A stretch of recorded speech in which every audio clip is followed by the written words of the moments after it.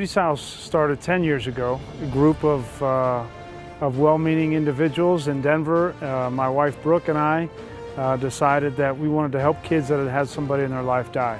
My mother died when I was 12. Her name was Judi, and this place is a memorial to her. And one of the unique things, Brian Greasy's vision was that no child feels alone in their grief. To understand that they're not alone and that there's ways to heal and there's hope for the future.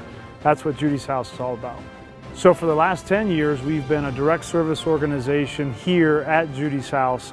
We can serve about 1,500 kids a year inside of our four walls. The future of our support in this community, however, is not inside of four walls, because there's so much more need in our community, and we just can't physically meet all of that need at Judy's House. Judy's House will continue to be an integral part of our services going forward, but for us to get to those families, those kids that need our help, we have to find more efficient ways of reaching them and increasing access to our services. And the only way that we can do that is through technology. What we're talking about doing is creating an online presence with public and private portals that will allow grieving families, parents, children, teenagers to access the kinds of resources that we have at Judy's House.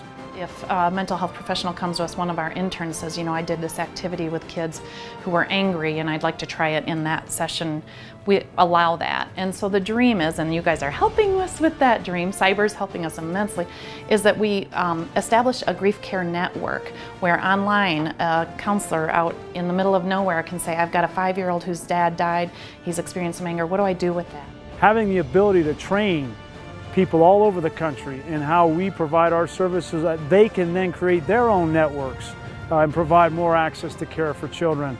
Those two pieces really is going to allow us to reach more kids efficiently, but also do it in ways that are going to be effective for them in getting the help they need.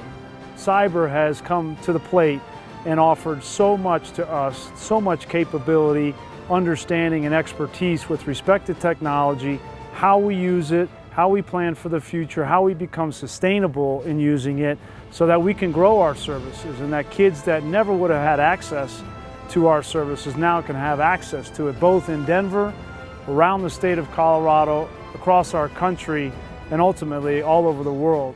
Rather than build little Judy's houses and franchises or whatever you want, all over the place, it makes much more sense to take what we've learned here, tighten it down, tone it up, and then be able to share it. And with technology and Ciber, we're going to be able to do that.